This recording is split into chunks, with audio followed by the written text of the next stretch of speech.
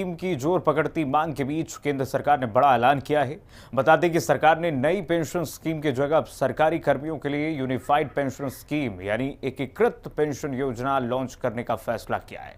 केंद्रीय कैबिनेट की बैठक में इसे लेकर सहमति बनी है। मोदी सरकार के यूनिफाइड पेंशन स्कीम सिस्टम लागू करने के फैसले को जहां केंद्रीय कर्मचारियों के लिए राहत के रूप में देखा जा रहा है, वहीं राजनीतिक गलियारों में इस फैसले के सियासी मायने भी निकाले जा रहे हैं। वजह पेंशन स्कीम लागू करने की टाइमिंग है। मोदी सरकार ने लोकसभा चुनाव के ठीक बाद और विधानसभा चुनाव से ठीक पहले यूनिफाइड पेंशन स्कीम लागू करने की घोषणा की है, जहां 2 राज्यों के चुनाव की घोषणा भी हो चुकी है। रिपोर्ट देखिए। मोदी सरकार ने लॉन्च की यूनिफाइड पेंशन स्कीम। विधानसभा चुनाव से ठीक पहले की घोषणा। राजनीतिक गलियारों में मची खलबली। मोदी सरकार ने चला नया दांव। ओल्ड पेंशन स्कीम की सरकार ने निकाली काट।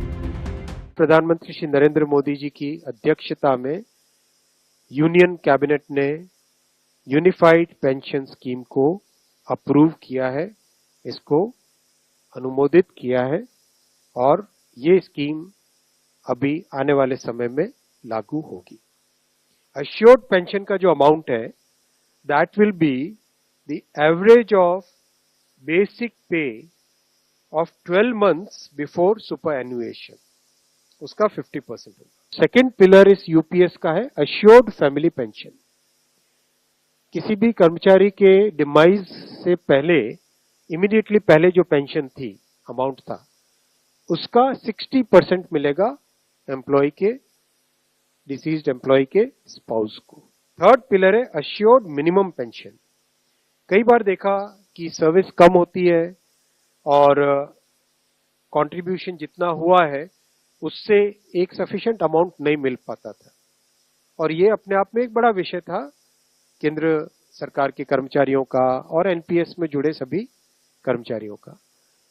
इसीलिए एक minimum assured pension, assured minimum pension 10,000 rupees per month, वो इसमें यूपीएस में थर्ड पिलर ये रखा गया।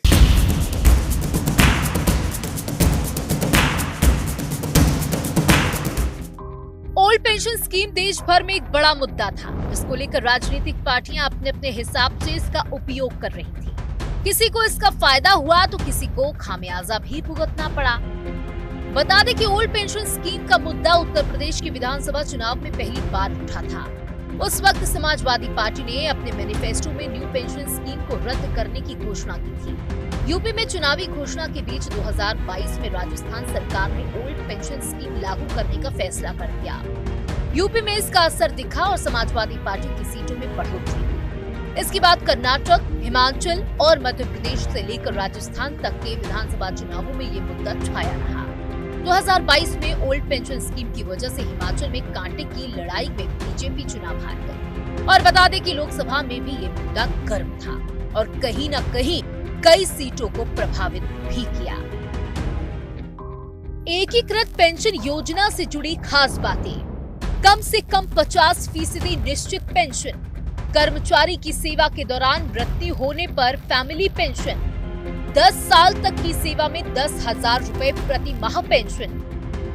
महंगाई दर के साथ इंडेक्सेशन की सुविधा मिलेगी। सेवानिवृत्ति पर ग्रेजुइटी के अलावा एक मुश्त भुगतान का भी लाभ।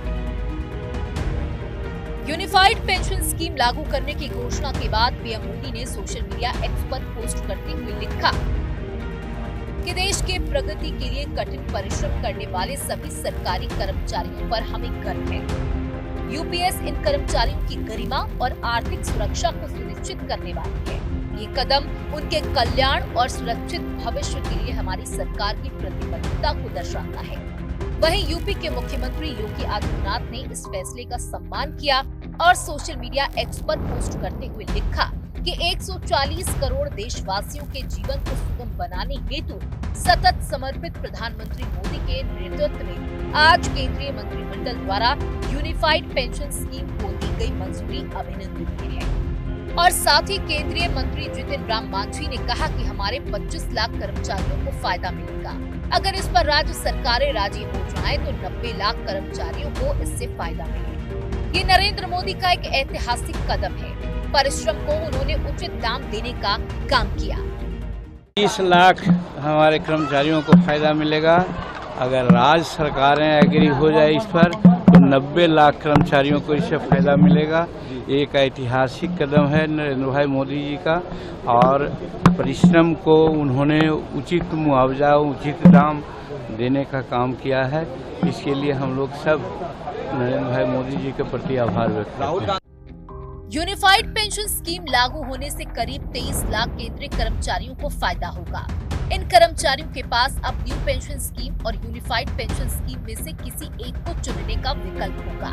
राज्य सरकारों को भी यूनिफाइड पेंशन स्कीम चुनने का विकल्प दिया जाएगा। अगर राज्य सरकारें यूपीएस चुनती हैं, तो लाभार्थियों की संख्या करीब 90 लाख हो जाएगी। सरकार के मुताबिक बकाया राशि पर 800 करोड़ रुपए का अतिरिक्त खर्च आएगा। कुछ लोग इस योजना का विरोध कर रहे हैं, तो सत्ता पक्ष केंद्र सरकार के फैसले को ऐतिहासिक बताया है। ब्यूरो रिपोर्ट, हिंदी खबर। और आगे बढ़ते हैं। गृह मंत्री अमित शाह ने रायपुर